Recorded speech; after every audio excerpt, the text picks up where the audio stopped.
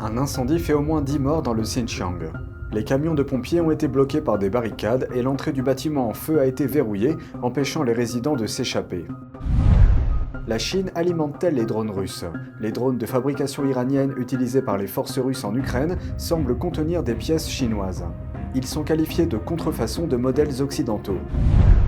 Le plus grand fabricant d'iPhone d'Apple paie ses employés pour qu'ils quittent leur travail dans un contexte de violentes protestations.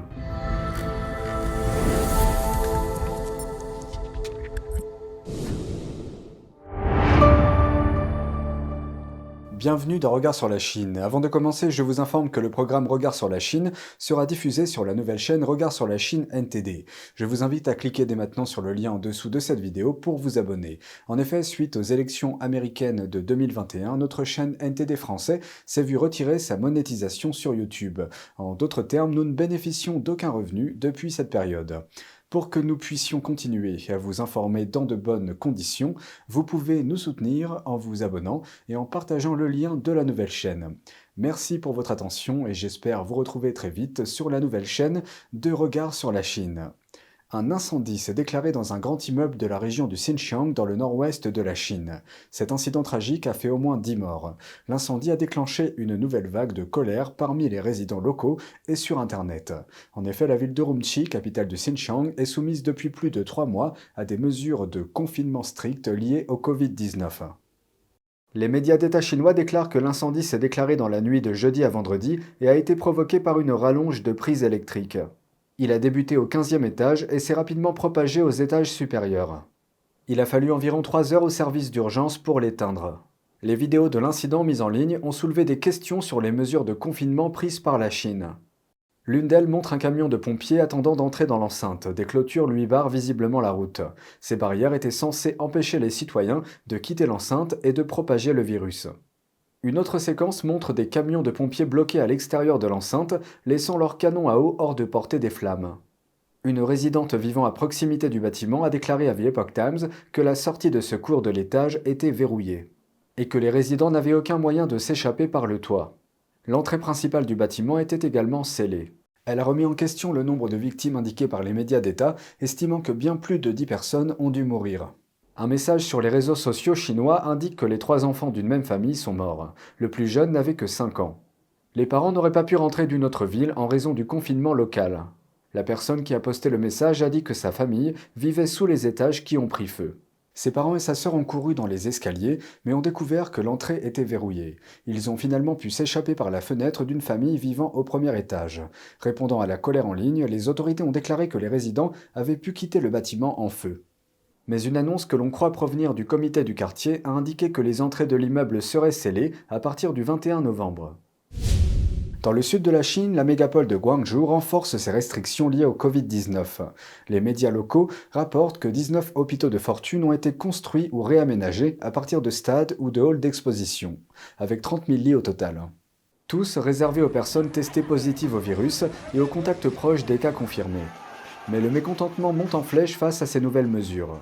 Le département de la police de la ville a signalé qu'au cours du mois dernier, les citoyens ont détruit les barrières mises en place pour les maintenir à l'intérieur de leur propriété ou de leur quartier.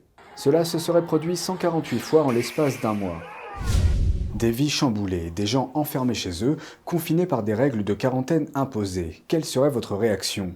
Récemment, en Chine, une tendance à protester contre les mesures sanitaires strictes a pris le devant de la scène. Dans une séquence vidéo diffusée sur Twitter, on voit des habitants franchir un barrage de prévention dans la région du Xinjiang, au nord-ouest de la Chine.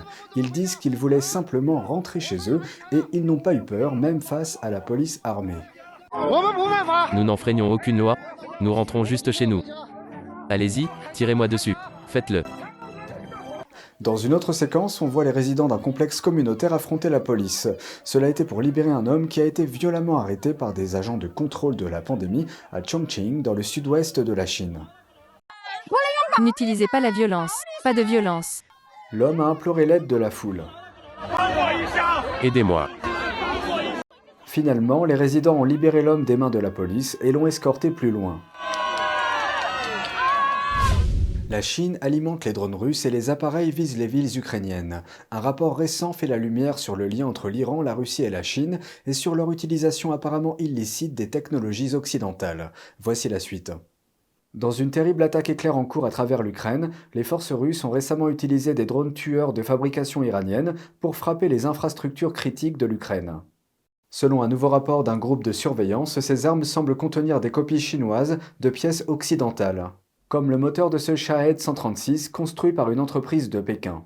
Il semble copier une conception allemande. L'Iran a également développé ses propres pièces sur la base d'imitations chinoises présumées. Comme le Shahed 131, un autre drone tueur utilisé par les forces russes en Ukraine. Il contient un moteur construit en Iran, mais qui semble être issu de la rétro-ingénierie d'une autre copie chinoise. Ce moteur chinois est apparemment basé sur une conception britannique.